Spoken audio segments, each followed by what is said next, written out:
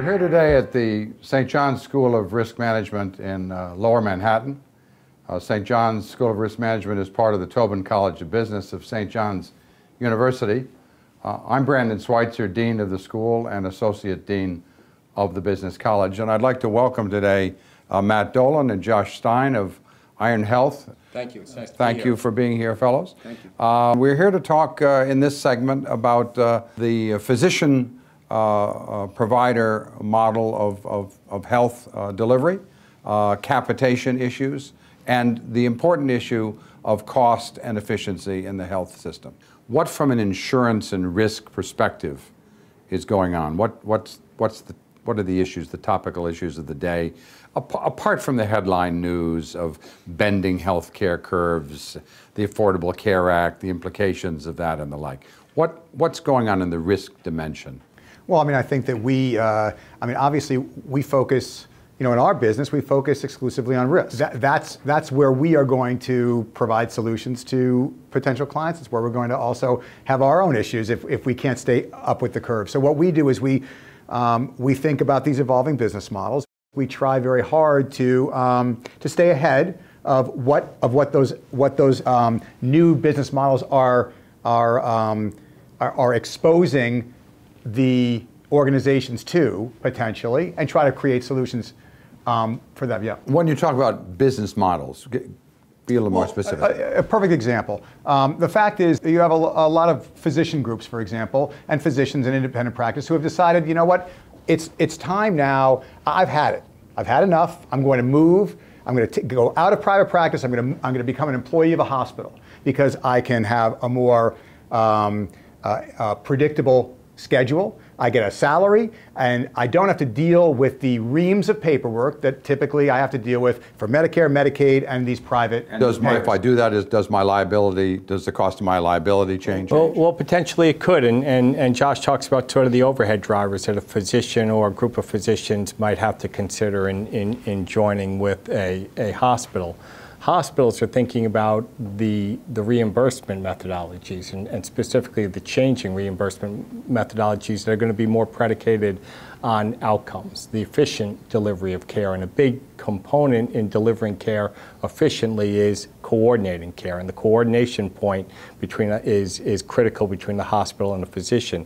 And if a physician is part of the institutional delivery model, the prospects for coordinating that care more effectively become greatly enhanced.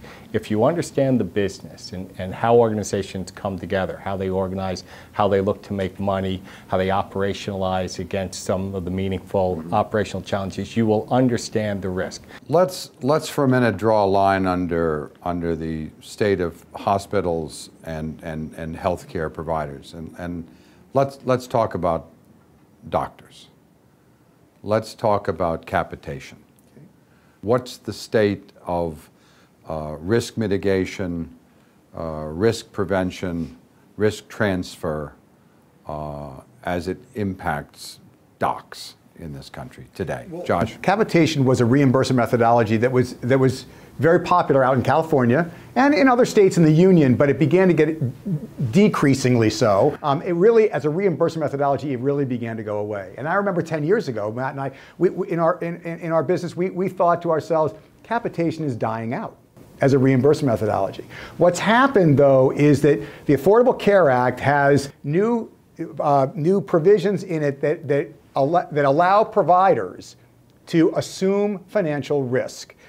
The view is that if they take the risk of the downside, they also have a benefit on the upside. If they're able to manage a population more effectively than Medicare says that they ought to be able to, or historically have been able to, they'll get the benefit of that. On the downside, of course, if they are not able to achieve those advantages over what they used to charge, they're going to have a financial downside. So capitation, whether specifically a per member per month concept or in more general, like what Medicare is doing with the Affordable Care Act, financial risk is coming back into the provider side, which means that the providers are going to be looking for a way to stop that risk. I think what I hear from you both is that we are either in or on the verge of seismic changes in the whole healthcare provision industry.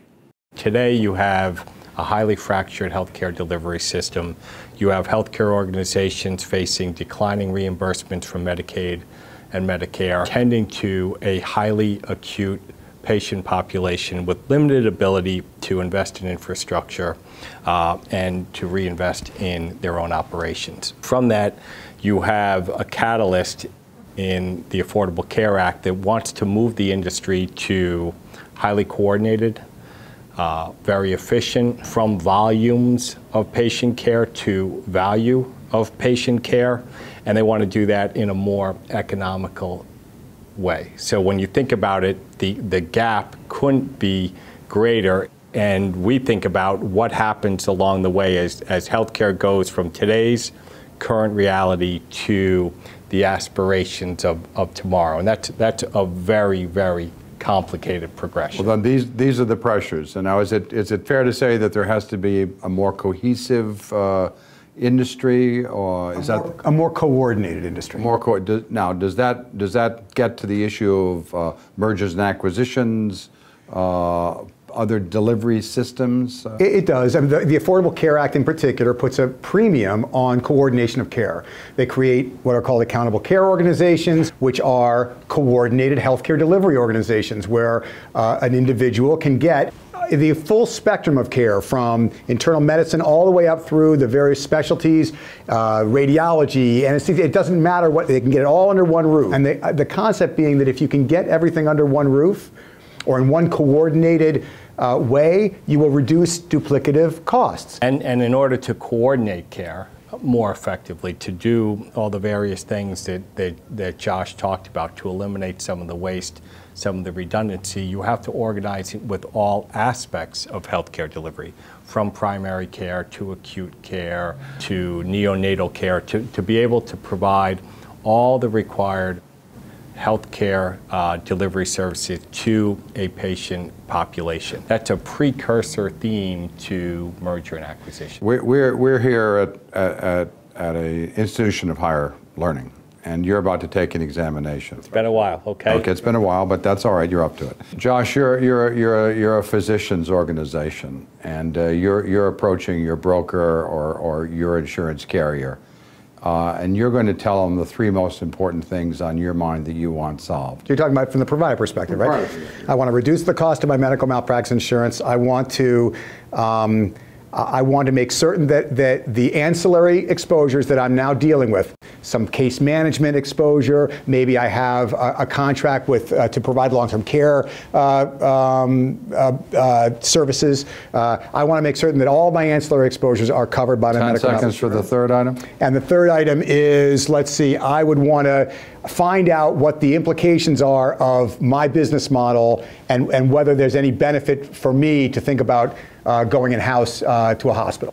Well, thank you very much, students. I want to know before we sign off here today whether you want your exams to be graded on a grade point system or pass-fail. I'd prefer pass-fail. Pass-fail. I think we can take care of that. Thanks very much for joining us down here at the School of Risk Management. Thanks.